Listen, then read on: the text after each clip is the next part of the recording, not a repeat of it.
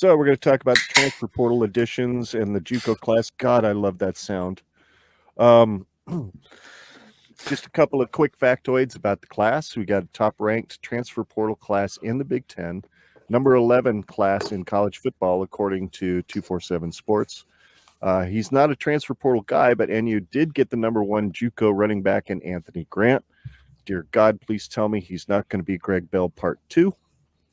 It also includes FCS All-American defensive back Omar Brown from UNI, FCS All-American punter Brian Buschini from Montana, and we all know, of course, LSU wide receiver / returner Trey Palmer, who was a former 5-star recruit out of high school, came over here probably because of Mickey Joseph. Thank God we got him, really. I mean, he's going to be able to walk into that room and tell the guys, yeah, this is how Mickey wants it. You know, they're going to get he knows what's expected. And then, of course, running back DeAndre Jackson is committed still from Texas A&M, but he has academic eligibility issues and said he still plans to enroll in May. So that's 8 dudes on scholarship in the running back room, and it's the largest transfer class in NU history. So overall impressions, let's go around the table and give our impressions of the class, as well as a letter grade when you get done talking about it. We'll start again with you, Gio. What do you think of this transfer class? The only negative I have about it so far is they lack offensive linemen. One of the Husker Podcast members mentioned he didn't need a lineman for high schools, but we needed them for transfers, and we just don't have enough. We have one practically definitive starter, Hunter Anthony. Then we have another one from Northern Colorado, Omaha guy. He has starting experience, Kevin Williams. But it's getting late in the cycle. You know, the top guys that were all offensive linemen are practically gone.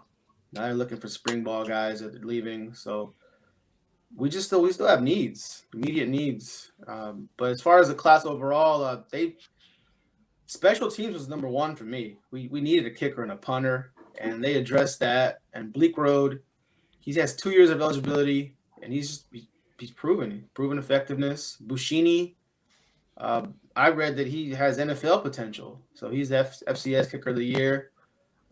Number 1 for me was special teams. The offensive line last season wasn't good, but it was effective enough to win games. Special teams was not. Special teams was a complete liability. Yeah.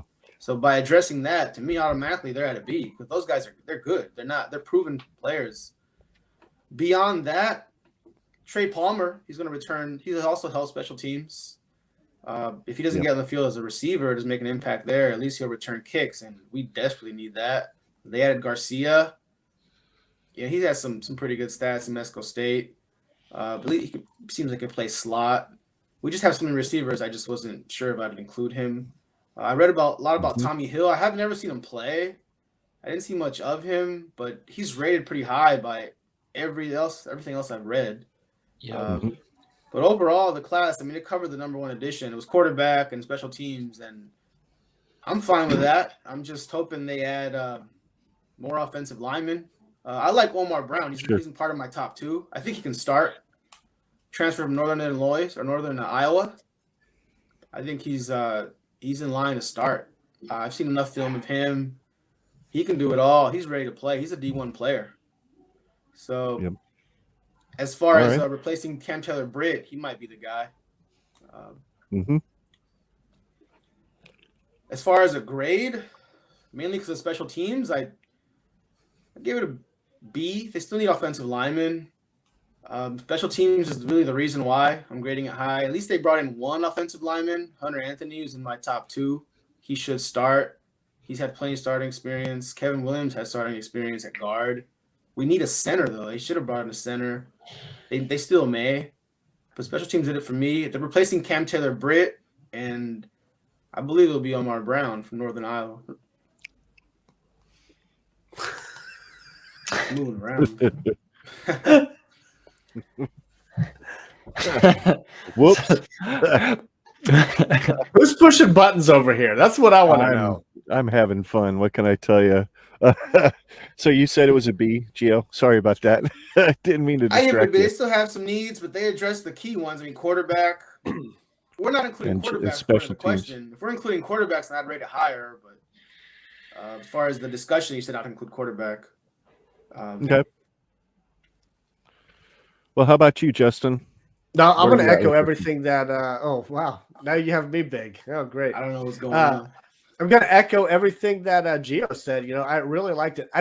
Wasn't quite sure if anybody was going to tackle the special teams aspect on this, but, you know, getting that Timmy Bleakroad and Brian Buschini, kicker and punter there, I mean, those were huge additions because special teams was such a shit show last year. Trey Palmer, you know, coming in and being able to be a punt returner. I mean, just everything. I mean, this is where they made their money, I think, as a staff. It wasn't with the high school guys by no means, but with all of these transfer guys, I think there's a lot of quality guys here that can come in and have the potential to contribute. So I like it. I gave it A minus. I gave it an A minus. Pretty cool. Pretty cool. You honestly didn't think anybody was going to mention special teams. We all saw the kicker and punter.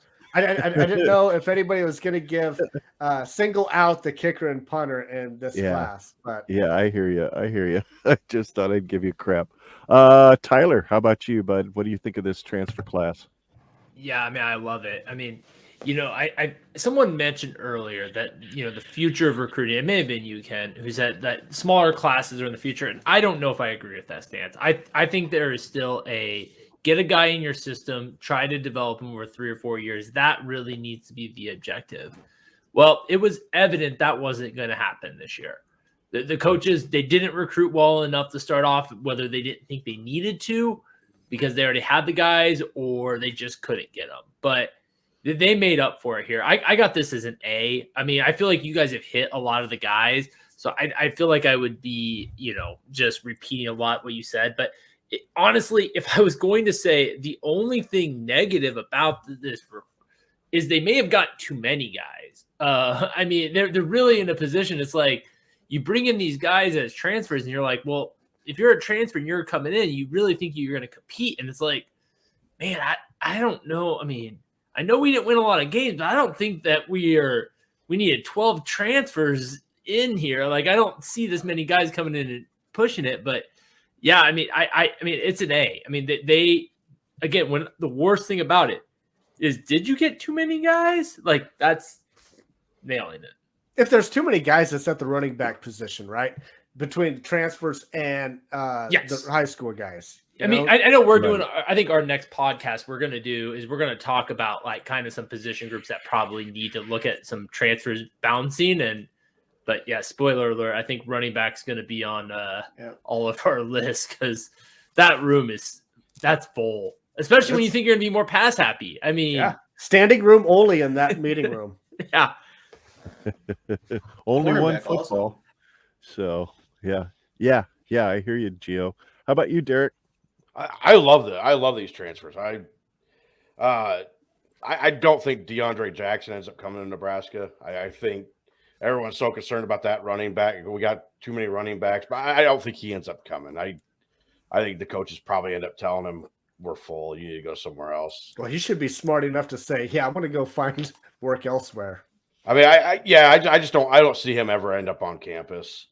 But other than that, I love this class. And Justin, I cannot believe of all the times that we've had conversations about kickers and punters on our podcast that you, honest to God, thought nobody was going to bring that up. No, not well. I knew they'd get brought up, but not as like the key transfer guys. You know, I mean, yeah. I do. I absolutely love this transfer class. And Tyler, I disagree with you. I do think this is a new normal. I think this is going to happen a lot more. And they're number 7 in the rankings in the country. And I think that ranking is going to end up being a big deal later on down the road because I think people are going to start looking at those rankings a lot more. I mean, right now everybody's kind of looking at them like, oh, well, this is like the first year they put it out. Wait, are we 7 in transfer portal rankings?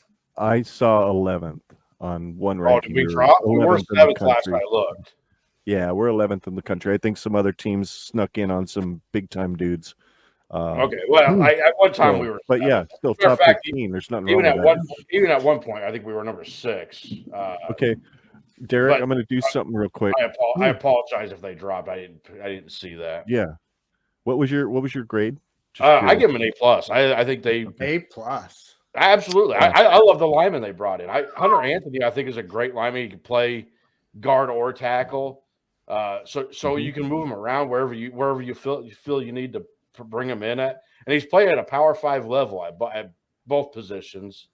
Right. Kevin Williams, again, this is a guy that went from unranked to a .86. He's a mid 3-star. I think he's an under the radar guy, but I think he could be a good tackle for us by the end of the day. Or I'm sorry, a good guard for us. So, all right, dude, check this out. We're wearing the same hat, Derek. That's scary, man. Mine's a little older and dirtier, but yeah, it's just a little. I bought mine last year at the Michigan doubleheader baseball game. I'm a fat guy. I sweat a little more, so. Well, I'm a truck driver. I sweat all the time. So, all right. Well, I think we're up to Scott now. Go ahead, Scott. Yeah, I mean, I won't, beat a dead horse here, but I pretty much agree with anything and everything that everybody's said, and I don't really have anything profound to add to it. Just that, yeah, it's freaking stacked. They picked up some really good guys. Anthony Grant is a good one. Javier Morton, just adding more guys to that secondary room. Same thing with the safety position guy. We got Deshaun Singleton.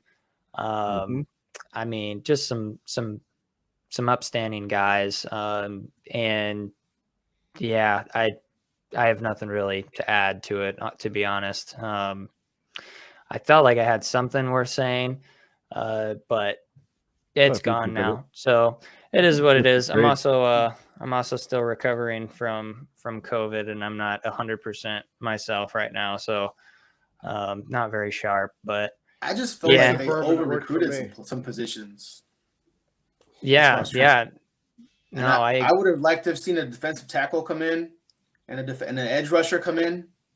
I just feel like they over recruited wide receiver and running back. They just have a little too many. Well, not everyone can play. So it's just Gio, I completely understand where you're coming from, but you got to remember with the transfer portal, once spring ball is over and some attrition to all the rosters around the country starts to happen, you might see that pass rusher, offensive lineman, defensive lineman come available. And God knows we've got 8 running backs or 7 running backs. If DeAndre Jackson doesn't show up, God knows 2 or 3 of them are going to go. So Scott, what was your grade? I didn't catch it. Did you give a grade? My grade is at worst an A- and at best an A+. Okay. Like, just upstanding guys. I would have liked to see, like what Giovanni said earlier, is offensive line. Maybe got one more guy in that room. But I think that if I were to try and understand their blueprint behind all of the guys that they picked up, I think what they're betting on and throwing all their chips into is having an actual explosive offense, and that's why they picked up as many guys as they could, so that Mickey Joseph and company can sort through a lot of that talent, and Brian Applewhite can sort through a lot of that talent. Like, more guys, the better, I guess, maybe. Right. So that's just kind of where I'm at. Oh, and then we can't stress enough, like Justin and Tyler and Derek were talking about, is kickers and punters. Timmy Bleakroad and Brian Buschini. Freaking cool stats. They've got some really good stats. Cool names to say. Yeah, I know. You got Timmy and Timmy. Yes. Little Timmy. And I mean, he is like little. I mean, he's like 5'8". He's a smaller guy. But he's got a good leg. He's like Sam Foltz size. That dude's big, and he's athletic too. So 215 pounds, big dude. Yep. Well, my overall impression is I think this is going to become the norm. I don't think you're going to see 11 to 15 transfers every year in the future. I really don't. Tyler, I think it's going to be fall kind of in the middle. I think you're going to see some recruiting classes that are in that 20 or less per class from now on, and saving at least 5 scholarships for transfer portal players or JUCOs, if not 7 to 10. I think some years you're going to see 7 to 10 depending on needs. I do wish we would have gotten another offensive lineman. I wish we would have gotten a defensive tackle or a edge rusher, but who knows? Maybe there is one in there. Maybe that's what what's his name? I don't remember. Or no, that would have been a high school class. That kid, that tight end that's listed as a tight end that also can play defensive line. Maybe that's what he's going to do. Jenkins. But there is some players in this class that have starting experience in FBS and Power 5. And as Gio said, and as everybody, a lot of the guys said, all of you guys said, special teams was huge focus, and it had to be. With Bleak Road, Bushini, Palmer, plus Hartzog in the high school class, I think special teams got a huge upgrade, and you can never have too many defensive backs or wide receivers. I've heard Frost say that before. I've heard Mickey Joseph say that having a wealth of riches is never a bad thing. So I do have a feeling, though, after spring ball that you're going to see some transfers out of both of those rooms as well as the running back room. But anyway, I would give this class a minus. I'd give it an A minus. If you'd have thrown another offensive lineman or at least one defensive lineman in there that we thought could make an impact immediately, I would have given it easily an A or an A plus. But A minus for sure. If they added a center and a couple defensive linemen, it'd be an A plus for me. I think we've already got a center on the roster, though. I think either Noelle's going to move over to that spot, or even possibly somebody like Corcoran. He is athletic, but I don't know if you want a 6'8" center. Yeah. So why don't we move on to, why don't we pick 3 guys out of the transfer portal / JUCO ranks that we think will be immediate starters for this team in 2022. But the only rule is you can't pick either of the quarterbacks. We should have added a rule. You can't pick either of the specialists, because I think that, like, can we just pencil the 2 specialists we brought in? No, like, you can't, because one of mine is. I agree with Tyler. Wow, Well, you agree with me? Okay, but I'm not going to pick either the punter or the kicker. But I am picking a specialist. But yeah, if you want one of them can't be a specialist, I'll come up with somebody else. No, you. So we already did it. You said no quarterback, so no quarterback. Gio, I think you're up. No, I want to change the rules. Okay, I left out special teams. I mean, it's their obvious starters. My number 1 is Hunter Anthony. He has to start. We just need. My biggest issue with the team, even last offseason, was you can't just continue playing with the same offensive lineman. That's just not working. One of the weaker units in the conference. So just add one guy at least. Change things up. He should start. I think he would have started Oklahoma State this year. So he's in there, 6'7", 330. My number 2 was Omar Brown. Outside of the specialist, he's the most accomplished player in this transfer out of all the transfers. So I saw him play against Iowa State. I saw film on it. He's good. He's a proven tackler. He's very aggressive. Teams avoided throwing his way at their level. He's a good player. I believe he'll start. He'll start at some point. And number 3 for me was Palmer. Are you guys right with the camera? The Palmer, at least he's a kick returner. He'll help at least there. He has some experience. His pass catching seems like it hasn't been great. It's been underwhelming. But he runs routes well. He's quick. But he fits the offensive identity that Whipple's trying to incorporate. So he's a good addition. And I'm really just going off his experience. It was Kier Garcia, and I just went with him since he's an LSU guy and Joseph's an LSU former coach. So those are my 3. Yeah, I'm gonna agree. Going to agree with you once again, Gio. Trey Palmer, yeah, pencil him in easy. I'm also going to throw in Isaiah Garcia Castanado in that realm. I think Tyler doesn't like him, but I do. The guy that I have here that I'm penciling in is Hunter Anthony, because it's going to be a huge kick in the balls if we don't have one of these offensive linemen that are transferring in start, right? Offensive line is the weakest position group on the team. And when Hunter Anthony comes in and he can't start, I don't know what that says. I don't know if that says more about about what we brought in, or maybe it's our offensive line. The guys that we really have here are studs. Right.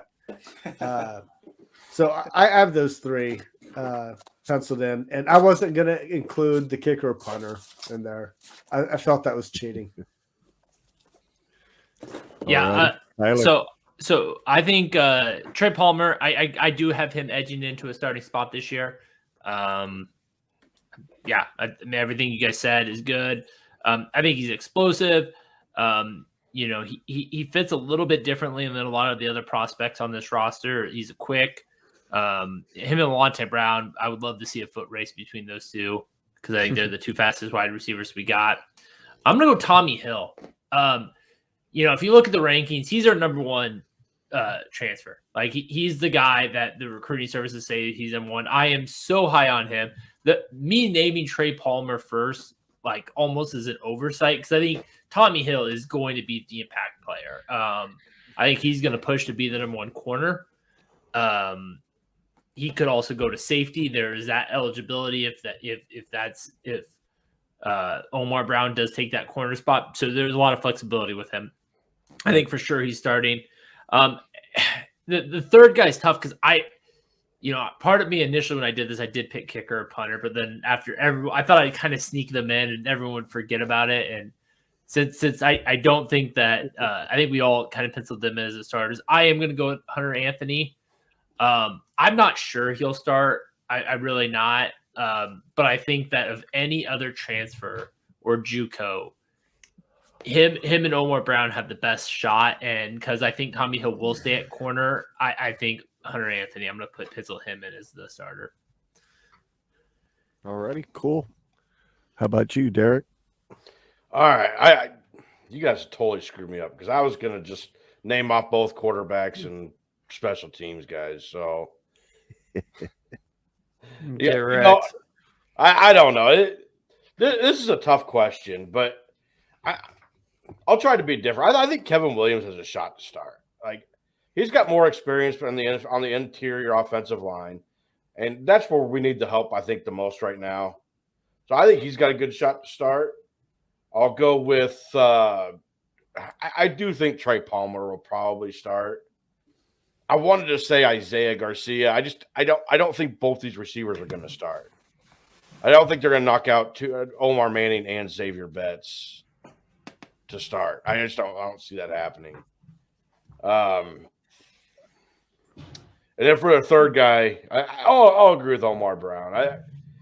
There's got to be a spot open. We know there's at least a spot open for cornerback, and he's as proven as anybody else. So,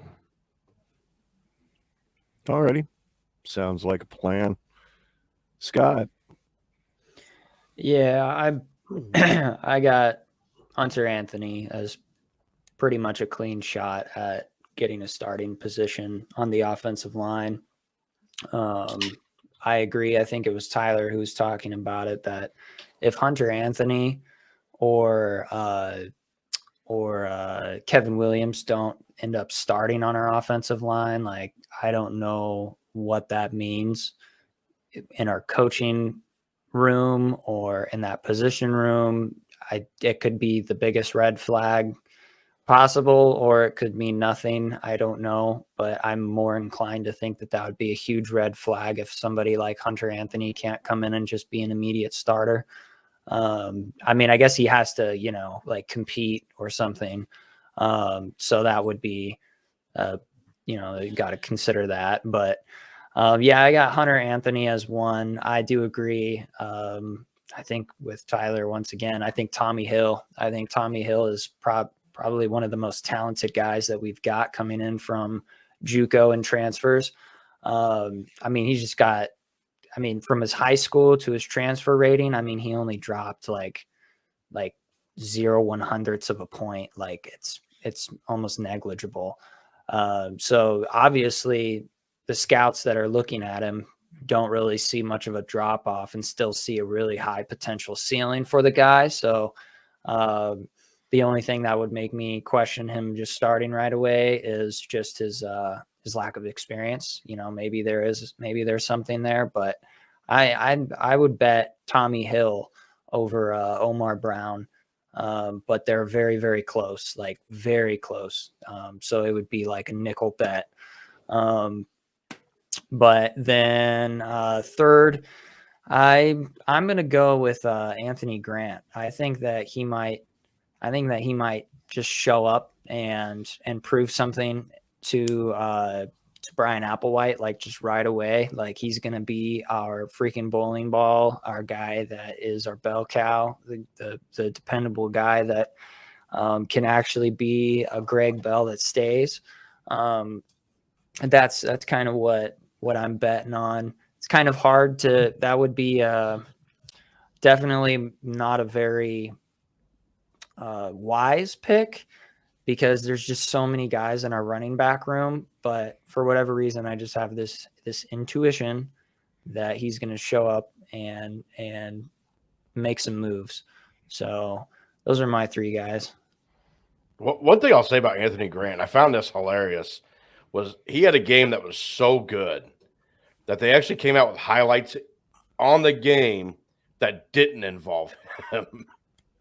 They had to come out with a second section of highlight plays that just that didn't involve him, because he had taken up so many of the highlight plays that they felt they needed to put some more out there. You know, it's amazing with that running back room. Like, I don't know if we have an All-American. I don't know if we have an All-Conference guy, but like there's gonna be backs that are just not going to see the field, and you're like I'm gonna pick on him, but Jaquez Yant.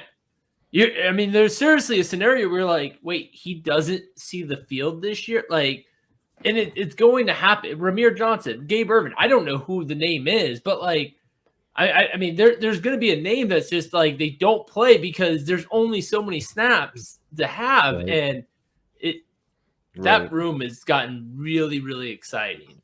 Well, that's because it's so mediocre. I mean, it's so mediocre right now. I mean, if any of those guys that you mentioned right there were not to get any snaps, are you really going to be shocked? Yes. I mean, no, you're not. You're not going to be shocked at all, because I'm not going to be shocked because I understand math and I understand that there's only so many you're not, like carries. You're not going to be shocked because they were all mediocre. There was nobody that was standout at that position. The resident Husker hater. No, I'm just saying. I mean, there's a reason why the staff started so many different running backs and played so many running backs this year, because nobody separated themselves. And maybe it was coaching, maybe it was scheme, maybe it was the players. I don't know, but nobody's going to blow your mind if they don't play this year. Well, since we're done with the argument, I have to say about that. Yeah. Thank God. Yeah. So my three guys are number one, believe it or not, is Anthony Grant. I think he's not Greg Bell Part 2. Applewhite was really excited about working with him. And that's even after working so hard to get AJ Allen here. He's explosive when he hits the hole. He's got some good feet, at least from the film that I watched. The guy just has great balance, great feet, explosive, powerful, 5'11", 210 pounds. So, yeah, I think Anthony Grant's going to be the guy that starts at running back. I think Omar Brown surprisingly beats out Tommy Hill for the other cornerback spot opposite Quentin Newsom. He wasn't thrown much.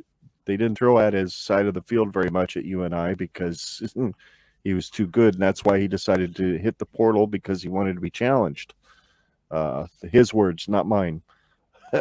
So I'm just not sure if Braxton Clark is ready for the big time, and maybe all the transfers that came in the defensive backfield tells me that the coaches don't believe, and Fisher and whatnot does not believe that guys like Braxton Clark and Miles Farmer and those guys are ready to really take over for the three guys that left. And then I have a sneaky feeling that Tyreek Johnson ends up transferring out after spring. So number two for me is Omar Brown. Number three is Trey Palmer. Not just at punt return or kick return, but I think he could be Torrey 2.0.